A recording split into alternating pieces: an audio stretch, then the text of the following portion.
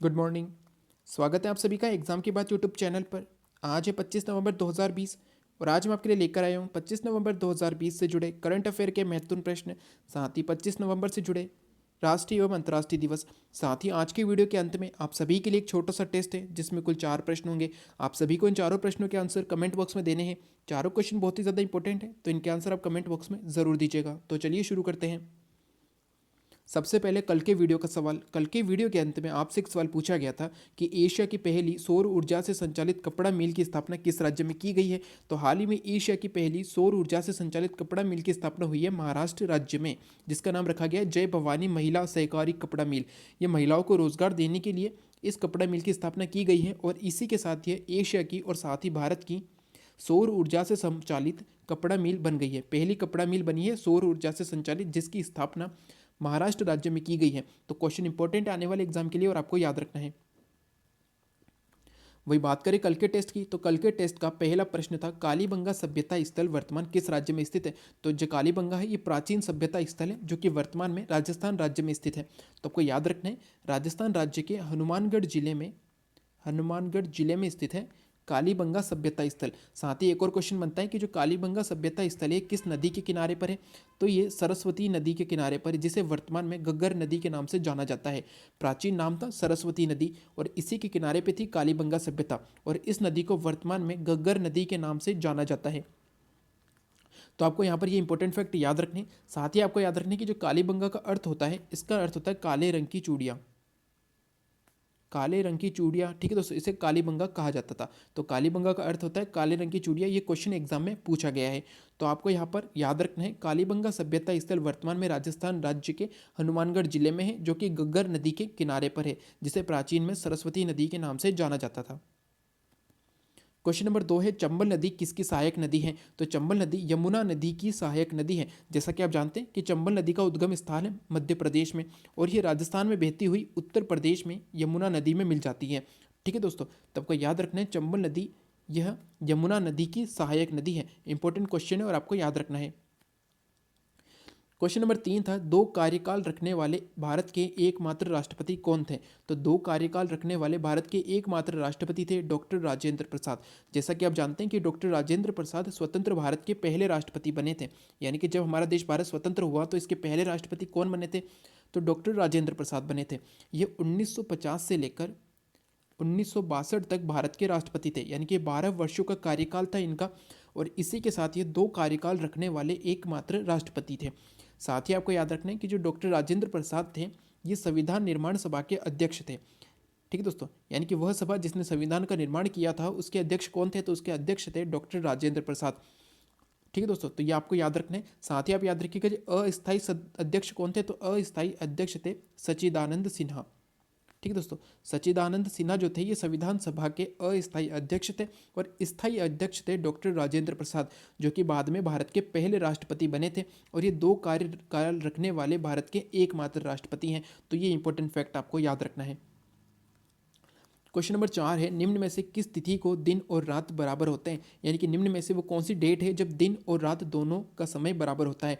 तो आपको याद रखना है निम्न में से 21 मार्च के दिन दिन और रात बराबर होते हैं। साथ ही आपको एक और डेट याद रखनी, वो है 22 सितंबर। यानी कि वर्ष में ये दो दिन आते हैं जब दिन और रात बराबर होते हैं, एक है 21 मार्च और एक है 22 सितंबर। तो ऑप्शन में कोई एक होगा जो आपको लगाना है। ठीक है दोस्तों, तो आपको याद रखना है कि निम्न में से 21 मार्च और 22 सितंबर वर्ष के वो दो दिन हैं जब दिन और रात का समय बराबर होता है। तो ये थे लास्ट टेस्ट के चारों इंपॉर्टेंट क्वेश्चन। क्वेश्चन बहुत ही महत्वपूर्ण है और इनसे जुड़े इंपॉर्टेंट फैक्ट भी आपको याद रखने हैं। अब बात करें 25 तारीख से जुड़े राष्ट्रीय और अंतर्राष्ट्रीय दिवस की, तो पूरे वर्ष में और पूरे 12 महीनों में 25 तारीख से जुड़े कुल 4 राष्ट्रीय और अंतर्राष्ट्रीय दिवस मनाए जाते हैं, जिसमें सबसे पहला आता है 25 जनवरी को। 25 जनवरी को मनाए जाते हैं राष्ट्रीय मतदाता दिवस और राष्ट्रीय पर्यटन दिवस। दोनों ही इंपॉर्टेंट है और आपको याद रखने हैं। तो देश में मतदान के प्रति लोगों को जागरूक करने के लिए राष्ट्रीय मतदाता दिवस 25 जनवरी को मनाया जाता है, और पर्यटन को बढ़ावा देने के लिए राष्ट्रीय पर्यटन दिवस ये भी 25 जनवरी को मनाया जाता है। तो ये दोनों इंपॉर्टेंट है और आपको याद रखने हैं। इसके बाद आता है 25 अप्रैल को। 25 अप्रैल को इंपॉर्टेंट डे है विश्व मलेरिया दिवस। क्वेश्चन एग्जाम में पूछा गया था कि विश्व मलेरिया दिवस कब मनाया जाता है। तो विश्व मलेरिया दिवस मनाया जाता है 25 अप्रैल को। इसके बाद सबसे अंत में आता है 25 नवंबर यानी कि आज के दिन। तो आज के दिन कौन सा डे मनाया जाता है? तो अंतर्राष्ट्रीय महिला हिंसा उन्मूलन दिवस, यानी कि महिलाओं के प्रति जो भी हिंसा होती है उसे रोकने और उसे कम करने के लिए, यानी कि महिलाओं को हिंसा से बचाने के लिए अंतर्राष्ट्रीय महिला हिंसा उन्मूलन दिवस मनाया जाता है 25 नवंबर को। यह अंतर्राष्ट्रीय डे है और आपको याद रखना है। ठीक है दोस्तों, तो यहाँ पे दो तो याद रखने हैं 25 जनवरी से जुड़े, जो है राष्ट्रीय मतदाता दिवस और राष्ट्रीय पर्यटन दिवस। 25 अप्रैल को विश्व मलेरिया दिवस और 25 नवंबर को अंतर्राष्ट्रीय महिला हिंसा उन्मूलन दिवस। ये चारों डे इंपॉर्टेंट है और इन पर क्वेश्चन जो है एग्जाम में पूछे गए हैं। तो 25 तारीख से जुड़े ये चारों इंपॉर्टेंट डे आपको याद रखने हैं, सभी महत्वपूर्ण हैं और इन्हें आपको आपकी डायरी में नोट ज़रूर करना है। चलते हैं आज के पहले प्रश्न पर। आज के वीडियो का पहला प्रश्न है, हाल ही में किस राज्य के पूर्व मुख्यमंत्री तरुण गोगोई का हाल ही में निधन हो गया है? तो हाल ही में असम राज्य के पूर्व मुख्यमंत्री थे तरुण गोगोई और उनका हाल ही में 86 वर्ष की उम्र में निधन हुआ है। तो तरुण गोगोई जो थे ये असम राज्य के 3 बार मुख्यमंत्री बने थे और ये असम के पूर्व मुख्यमंत्री थे और हाल ही में इनका 86 वर्ष की उम्र में निधन हुआ है। क्वेश्चन इंपॉर्टेंट है आने वाले एग्जाम के लिए और एग्जाम में जरूर पूछा जाएगा कि हाल ही में किस राज्य के पूर्व मुख्यमंत्री तरुण गोगोई का निधन हुआ है? तो असम राज्य के पूर्व मुख्यमंत्री थे तरुण गोगोई, जिनका हाल ही में निधन हो गया है। क्वेश्चन नंबर 2 है, ट्विटर पर कौन सी बैंक दुनिया भर में 10 लाख फॉलोवर्स के साथ सबसे लोकप्रिय केंद्रीय बैंक बन गया है? तो भारत का केंद्रीय बैंक है रिजर्व बैंक ऑफ इंडिया, जिसे आरबीआई कहा जाता है। और ये विश्व में ट्विटर ठीक है दोस्तों, ट्विटर एक सोशल मीडिया है और ट्विटर पर 10 लाख फॉलोवर्स के साथ सबसे लोकप्रिय केंद्रीय बैंक बना है रिजर्व बैंक ऑफ इंडिया, जो कि भारत का केंद्रीय बैंक है। अब बात है रिजर्व बैंक ऑफ इंडिया की, तो रिजर्व बैंक ऑफ इंडिया से जुड़े कुल 6 इंपॉर्टेंट जो है फैक्ट है जो आपको याद रखने हैं। सबसे पहला आता है कि रिजर्व बैंक ऑफ इंडिया की स्थापना कब हुई थी? तो 1 अप्रैल 1935 को कोलकाता में हुई थी। 1 अप्रैल 1935 को हुई थी कोलकाता में। क्वेश्चन एग्जाम पूछा गया था कि रिजर्व बैंक ऑफ इंडिया की स्थापना कहाँ पर हुई थी? तो कोलकाता में हुई थी। इसका राष्ट्रीयकरण कब हुआ था? तो इसका राष्ट्रीयकरण हुआ था 1 जनवरी 1949 को, यानी कि 1949 को 1 जनवरी के दिन रिजर्व बैंक ऑफ इंडिया का राष्ट्रीयकरण किया गया था। ये हुआ दूसरा इंपॉर्टेंट फैक्ट। तीसरा इंपॉर्टेंट फैक्ट आता है कि रिजर्व बैंक ऑफ इंडिया के वर्तमान में गवर्नर कौन है? तो वर्तमान में गवर्नर है शक्तिकांत दास। इनका नाम आपको याद रखना है, शक्तिकांत दास। ये 25वें नंबर के गवर्नर है रिजर्व बैंक ऑफ इंडिया के। इसके बाद आपको याद रखना है कि रिजर्व बैंक ऑफ इंडिया की जब स्थापना हुई थी 1935 में, तब इसके पहले गवर्नर कौन बने थे? तो इसके पहले गवर्नर बने थे सर ए स्मिथ, जिनकी सर ऑसबोर्न स्मिथ कहा जाता है। तो सर ए स्मिथ जो है ये पहले गवर्नर बने थे रिजर्व बैंक ऑफ इंडिया के। इसके बाद एक और इंपॉर्टेंट फैक्ट आता है कि रिजर्व बैंक ऑफ इंडिया के स्वतंत्र भारत के पहले गवर्नर कौन थे? यानी कि जब भारत स्वतंत्र हुआ तो उस समय रिजर्व बैंक ऑफ इंडिया के पहले गवर्नर बने थे स्वतंत्र भारत के sir C D Deshmukh. Sir C D Deshmukh जो थे ये स्वतंत्र भारत के रिजर्व बैंक ऑफ इंडिया के पहले गवर्नर थे, जो कि तीसरे नंबर के गवर्नर थे। ठीक है दोस्तों, इनका क्रम था तीसरे नंबर का और जब भारत स्वतंत्र हुआ तब ये भारत के रिजर्व बैंक ऑफ इंडिया के गवर्नर थे। तो ये इंपॉर्टेंट फैक्ट आपको याद रखने हैं रिजर्व बैंक ऑफ इंडिया से जुड़े हुए। साथ ही दो छोटे छोटे जो है इंपॉर्टेंट फैक्ट और है कि भारत का केंद्रीय बैंक कौन सा है? तो रिजर्व बैंक ऑफ इंडिया है। भारत के बैंकों का बैंक किससे कहा जाता है? तो रिजर्व बैंक ऑफ इंडिया को कहा जाता है। तो ये इंपॉर्टेंट क्वेश्चन बनते हैं रिजर्व बैंक ऑफ इंडिया से जुड़े हुए, जो आपको याद रखने हैं।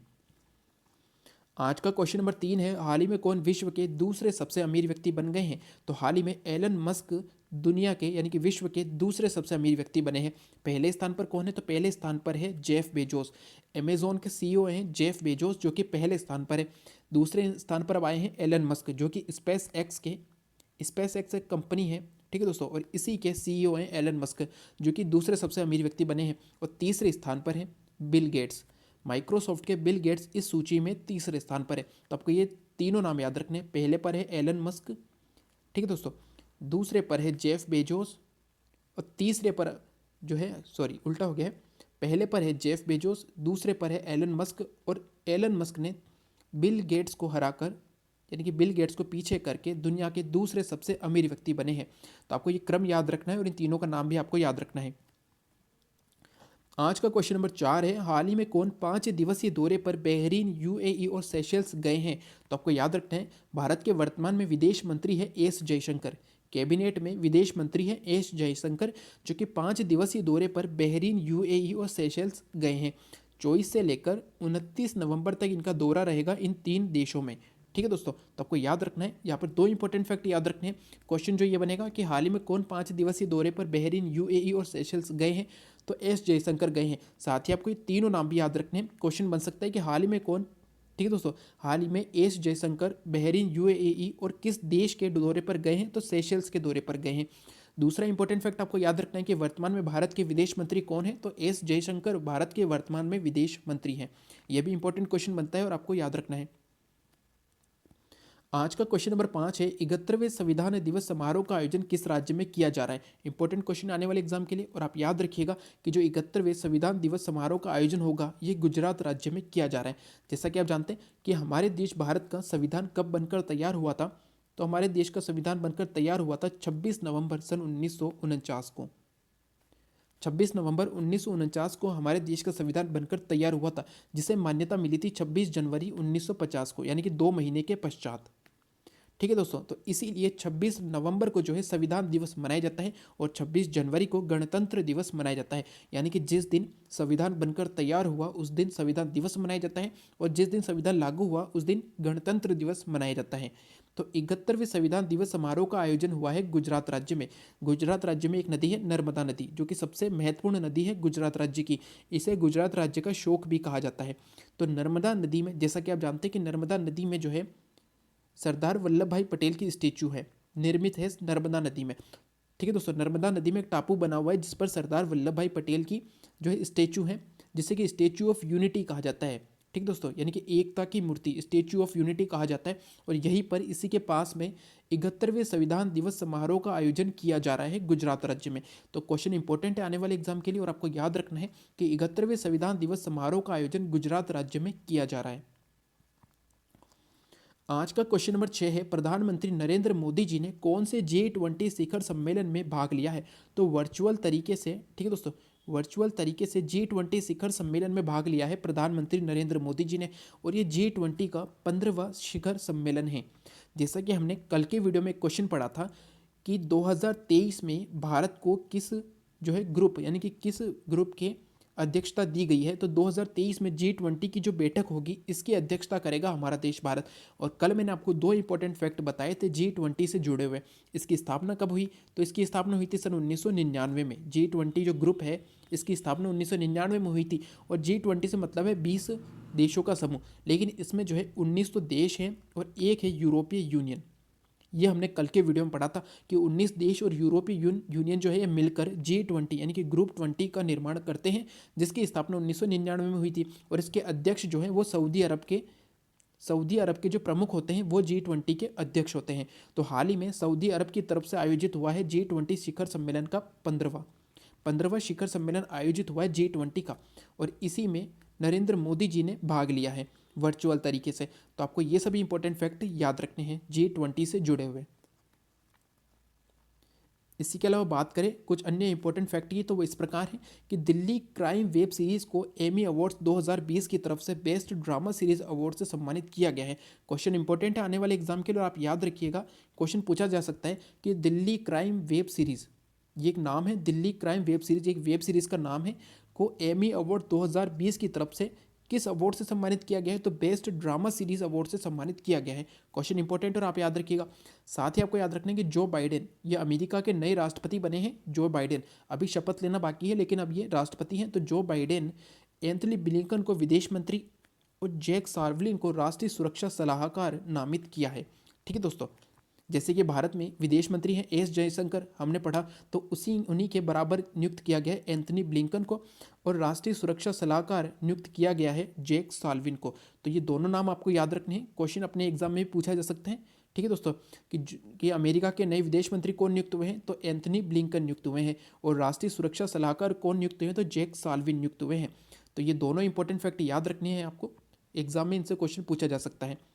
तो ये थे 25 नवंबर से जुड़े करंट अफेयर के कुछ महत्वपूर्ण प्रश्न, और ये सभी क्वेश्चन बहुत ही ज़्यादा इंपॉर्टेंट है और ये आपको याद जरूर रखने हैं। चलते हैं आज के हमारे टेस्ट पर। आज के हमारे टेस्ट का पहला प्रश्न है, कलिंग का युद्ध किस वर्ष हुआ था? इंपॉर्टेंट क्वेश्चन है और बहुत बार एग्जाम में पूछा गया, तो आपको बताना है कि जो कलिंग का युद्ध हुआ था वो निम्न में से किस वर्ष हुआ था। क्वेश्चन नंबर 2 है, पंजाब और बंगाल के विभाजन के लिए किस आयोग का गठन किया गया था? यानी कि जब भारत और पाकिस्तान को अलग किया जा रहा था तो पंजाब और बंगाल में सीमा रेखा के विभाजन के लिए, यानी कि पाकिस्तान में कौन सा क्षेत्र होगा और भारत में कौन सा क्षेत्र होगा, तो इसके लिए निम्न में से किस आयोग का गठन किया गया था? इंपॉर्टेंट क्वेश्चन है और इसके बारे में आपने पढ़ा हुआ है, तो आप बताइएगा पंजाब और बंगाल के विभाजन के लिए किस आयोग का गठन किया गया था। क्वेश्चन नंबर 3 है, लखनऊ अधिवेशन किस वर्ष हुआ था? इंपॉर्टेंट क्वेश्चन है और आपको बताना है कि जो लखनऊ अधिवेशन था ये किस वर्ष हुआ था। इसके बारे में आपको एक इंपॉर्टेंट फैक्ट याद रखना है कि इसी में कांग्रेस और मुस्लिम लीग के मध्य समझौता हुआ था। तो एक क्वेश्चन इंपॉर्टेंट बन जाता है। क्वेश्चन ये भी पूछा जा सकता है कि कांग्रेस और मुस्लिम लीग में समझौता किस अधिवेशन में हुआ था? तो लखनऊ अधिवेशन में हुआ था। अब आपको बताना है कि लखनऊ अधिवेशन निम्न में से किस वर्ष हुआ था। आज के टेस्ट का अंतिम प्रश्न है, केसरी नामक समाचार पत्र के संपादक कौन थे? इंपॉर्टेंट क्वेश्चन है। और केसरी नामक जो समाचार पत्र था भारत के जो स्वतंत्रता संग्राम के समय, उस समय इसके संपादक कौन थे, यानी किनके द्वारा संपादित किया गया था केसरी नामक समाचार पत्र। इंपॉर्टेंट क्वेश्चन और आपको बताना है। तो यह है आज के टेस्ट के चारों इंपॉर्टेंट क्वेश्चन और इनके आंसर आपको कमेंट बॉक्स में देने। साथ ही इनसे जुड़े जो भी इंपॉर्टेंट फैक्ट आपको याद हो वो भी कमेंट बॉक्स में ज़रूर बताइएगा। अब बात करें आज के सवाल की, तो आज के वीडियो का सवाल है, हाल ही में किन्होंने एटीपी फाइनल्स का खिताब जीता है? ये क्वेश्चन कल के वीडियो में मैंने आपसे कल के वीडियो में इसके बारे में आपको बताया था। तो आज आपको इसका आंसर बताना है कि हाल ही में किन्होंने एटीपी फाइनल्स का खिताब जीता है। तो ये थे 25 नवंबर से जुड़े करंट अफेयर के महत्वपूर्ण प्रश्न। साथ ही 25 तारीख से जुड़े राष्ट्रीय और अंतर्राष्ट्रीय दिवस जो कि आपको आपकी डायरी में नोट करने हैं। आज के टेस्ट के चारों इंपॉर्टेंट क्वेश्चन और आज का सवाल। तो आज के टेस्ट के चारों इंपॉर्टेंट क्वेश्चन और आज के सवाल का आंसर आपको कमेंट बॉक्स में देना है। तो इनके आंसर आप कमेंट बॉक्स में जरूर दीजिएगा। साथ ही इनसे जुड़े जो भी इंपॉर्टेंट फैक्ट आपको याद हो वो भी कमेंट बॉक्स में मेंशन जरूर कीजिएगा। साथ ही अगर आज का वीडियो अच्छा लगे तो लाइक एंड शेयर जरूर करें। साथ ही वे सभी जो आज चैनल पर नए हैं उन्हें वीडियो अच्छा लगे, उपयोगी लगे तो चैनल सब्सक्राइब करना न भूलें। साथ ही बेल आइकन जरूर दबाएं जिससे कि आने वाले वीडियो की तुरंत जानकारी आपको मिल सके। Thank you.